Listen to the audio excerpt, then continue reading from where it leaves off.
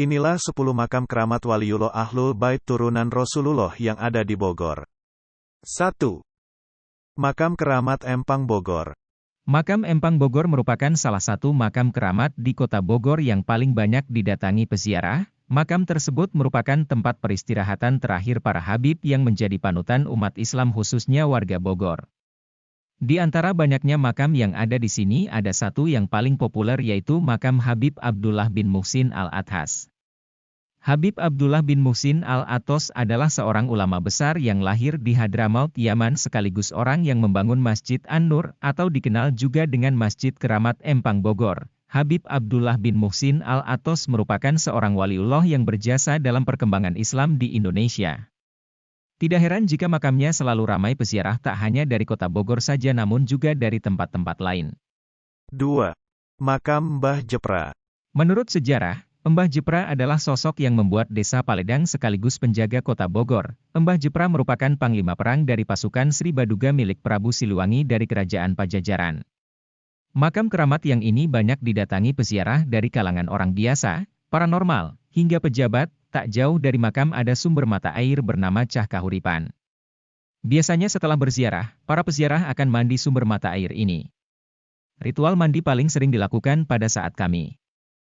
3. Makam Keramat Mbah Dalem Pangeran Petir. Makam keramat di kota Bogor yang sosoknya masih misterius sampai sekarang adalah makam Mbah Dalem Pangeran Petir. Lokasi makam ini merupakan sebuah petilasan. Walau tidak diketahui secara pasti siapa sosok asli beliau, masyarakat percaya jika Mbah Dalem merupakan sesepuh Sunda yang berjasa menyebarkan agama Islam di wilayah Bogor dan sekitarnya. Dari cerita yang beredar beliau merupakan ahli zikir sekaligus tuan tanah. Surat tanah dari zaman Belanda atas nama Mbah Dalem masih disimpan sampai sekarang oleh penjaga makam. Sejak dulu, makam Mbah Dalem ramai peziarah dari berbagai wilayah. Di makam yang sudah berusia ratusan tahun ini terdapat sebuah batu karang yang terlihat hidup. Hal ini dibenarkan penjaga makam yang mengatakan jika batu karang tersebut pernah beberapa kali dipotong tapi masih tetap tumbuh. 4. Makam Keramat Mbah Khair. Mbah Khair merupakan pendekar pencaksilat yang disegani sekaligus kiai yang menciptakan aliran pencaksilat Cimande. Kira-kira tahun 1760 beliau memperkenalkan jurus silat pertama pada murid-muridnya. Selain berdakwah, Mbah Khair juga seorang pedagang kuda. Saat di Batavia, Mbah Khair berkesempatan bertemu dengan pendekar-pendekar silat yang berasal dari Minangkabau dan Cina. Disinilah Mbah Khair bertukar pengalaman dalam hal dunia persilatan untuk menambah ilmu dan wawasan. 5. Makam Mbah Dalem Solawat atau Bupati Bogor pertama. Raden Adipati Surya Wiranata adalah Bupati pertama Bogor, sekaligus cucu dari pendiri Masjid Agung Et-Thohiriyah sekaligus masjid pertama yang dibangun di Bogor Raya. Raden Adipati ikut membantu pengembangan dan meneruskan pembangunan setelah sang kakek meninggal. Masjid ini dulu bernama Masjid Agung Empang. Setelah Raden Adipati wafat, penyempurnaan masjid diteruskan oleh putranya. Kini nama Raden Adipati diabadikan menjadi sebuah jalan di kawasan Empang. Selain menjadi bupati yang baik, beliau juga merupakan salah satu tokoh penyebar agama Islam di Bogor. Panggilan Mbah Dalem Sholawat berasal dari kebiasaan beliau yang sangat rajin melantunkan sholawat. 6. Makam Mbah Arya atau Raden Haji Arya Baya. Arya Baya lebih dikenal warga Bogor dengan nama Arya Rahya. Beliau merupakan sosok penting dalam perkembangan Islam di kota Bogor. Arya Rahya berasal dari Sukapura yang dulunya merupakan wilayah Mataram kini menjadi Tasikmalaya. Beliau merupakan keturunan ke-22 dari Raden Tumenggung Wiradadaha III atau Mbah Dalem Sawida, berbeda dari tokoh penyebar agama Islam lain yang berasal dari garis keturunan ulama. Arya Baya masih merupakan garis keturunan Raden yang berasal dari Jawa Barat. Ajaran Islam yang diajarkan oleh Mbah Arya yaitu tarekat Syatariah. Salah satu ciri khas dari tarekat ini adalah ketika berzikir menggunakan tawasul nama-nama tokoh Islam besar sebelumnya. Zikir tawasul ini sangat berkembang di Bogor dan mudah ditemukan karena banyak warganya yang mengamalkan ajaran ini. Peziarah tidak hanya berasal dari warga Bogor saja, banyak juga peziarah yang berasal dari wilayah Jawa Barat lain hingga Jawa Timur. 7. Makam Raden Saleh. Raden Saleh merupakan seorang waliullah, hingga kini beliau dikenal sebagai dzurriyyah Nabi Muhammad Shallallahu Alaihi Wasallam atau Sayyid. Tidak heran jika makam Raden Saleh yang berada di gang. Tenang, walau dalam gang, tidaklah sulit menemukan makam beliau, ini selalu ramai peziarah, bahkan hal rutin juga diadakan di makam beliau.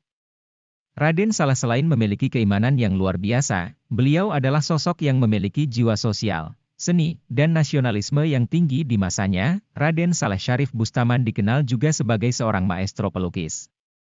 Makam ini tidak sengaja ditemukan pada tahun 1923 dan mendapatkan perhatian Presiden Insinyur Soekarno.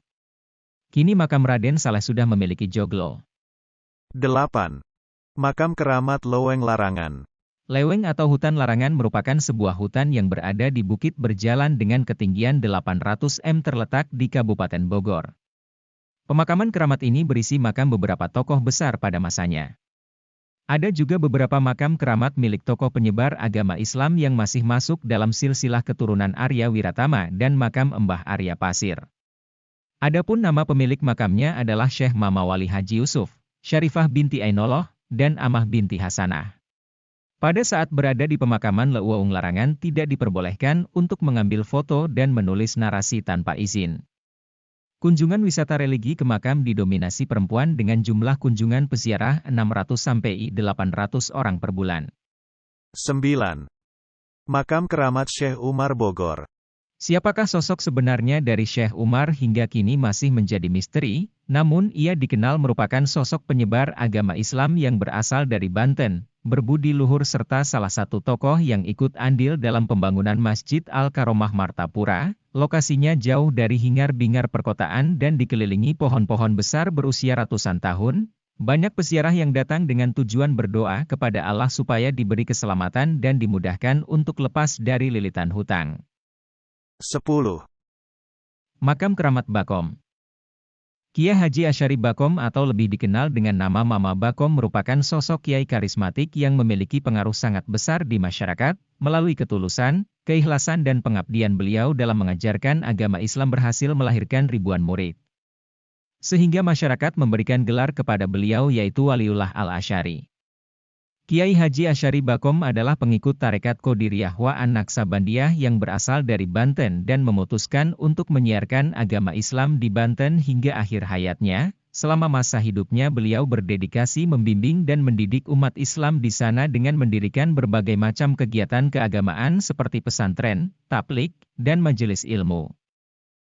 Untuk perkembangan channel ini silahkan like dan subscribe. Wassalamualaikum warahmatullahi wabarakatuh.